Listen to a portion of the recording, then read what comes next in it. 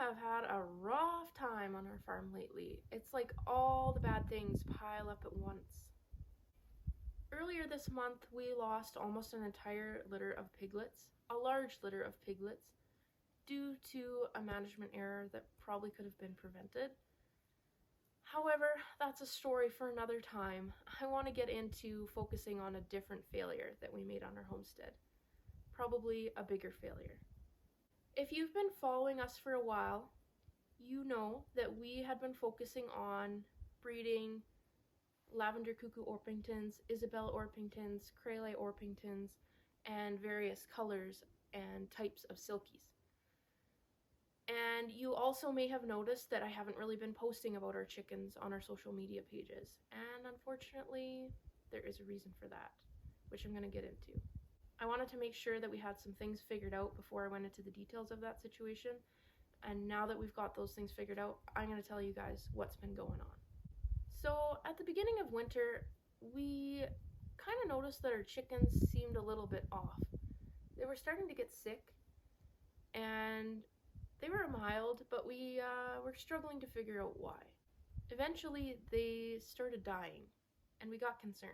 So at first, I thought maybe it was because the coop wasn't being cleaned often enough or well enough. We had been experimenting with the deep litter method, and I thought maybe they weren't doing well because of that. So I started religiously cleaning my coop and making sure that there was no extra humidity in there and all that, and that didn't help. So we got a few different rounds of antibiotics that we tried from our veterinarian, and those didn't help either. We tried adding different supplements into their water, vitamins into their water, making sure they had extra protein in their feed. No improvement. Then the cold snap hit end of December, early January, and we lost a lot of birds. We noticed they really started getting sick then, and we could not figure out why. So it was time to get to the bottom of this.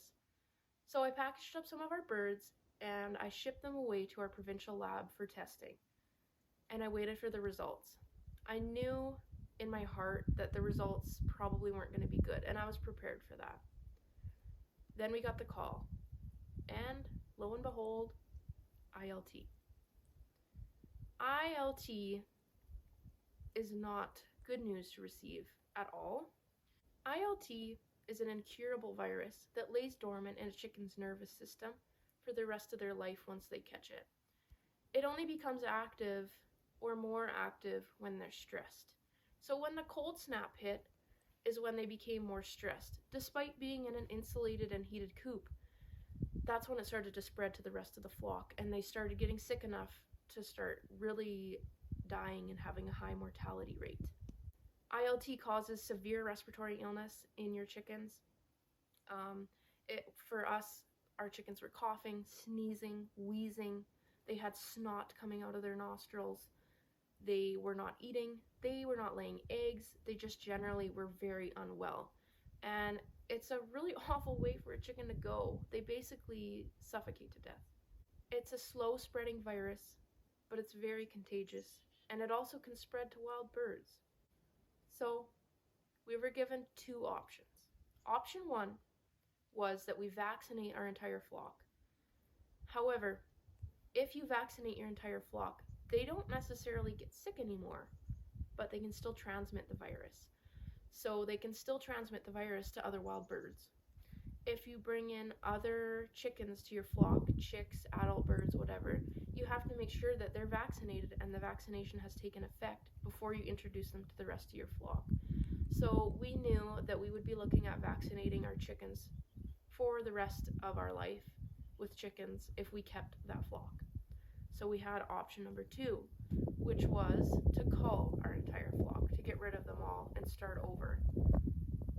Disinfect coop, sanitize everything, and leave it vacant for 2 months or longer. And in our case, it would be longer because our chickens had access to the outside, and because it's wintertime here, there's snow on the ground covering the soil, and you need to make sure that the soil is rid of the virus as well, which can be done with sunshine and removing the top layer of soil and disinfecting with Virkon or other disinfectants such as that. And obviously we can't do that here right now because it's winter. So we'd be looking at probably summertime before we could get chicks or hatch out chicks again and start our flock over. We chose option number 2.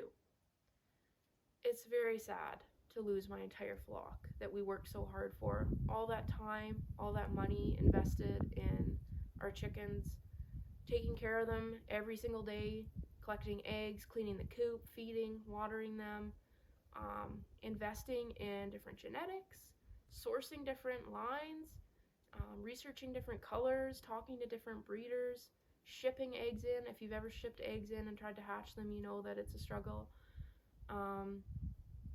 Incubating them, brooding them. I mean, I could just really go on with the amount of hours that we had invested into our flock. So to lose the entire flock, it's a big loss.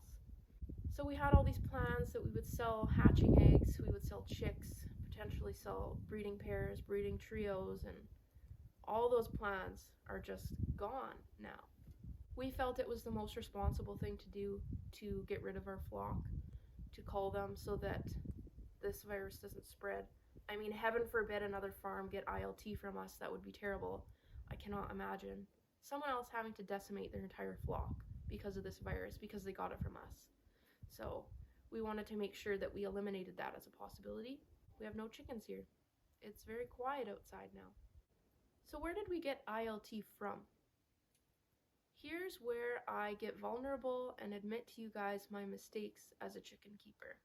Earlier last year, we decided to get some adult and juvenile birds for the same reasons that everyone else does, to save time, to save money, add genetics in faster. You don't have to hatch them.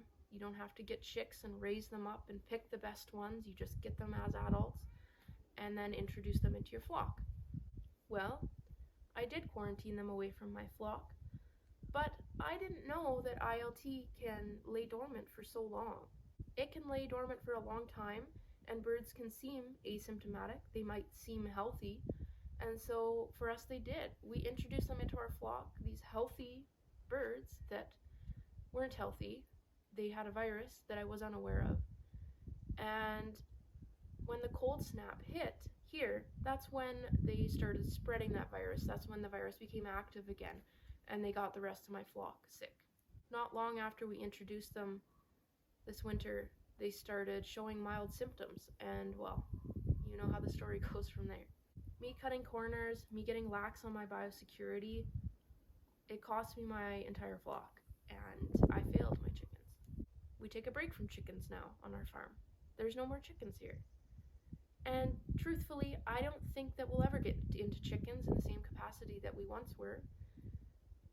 My plans for selling hatching eggs and chicks and getting into purebred chickens and all that's involved with having purebred chickens, you know, I've lost my motivation to do that. I think in the future that we will have chickens again, but you know, just enough for our own family. Maybe some nice olive eggers or Easter eggers, or you know, some kind of nice robust chickens that lay nice eggs and are just a nice addition to our farm. But as for actually marketing our chickens, I don't know. I think I'm going to probably focus my time and energy on different ventures.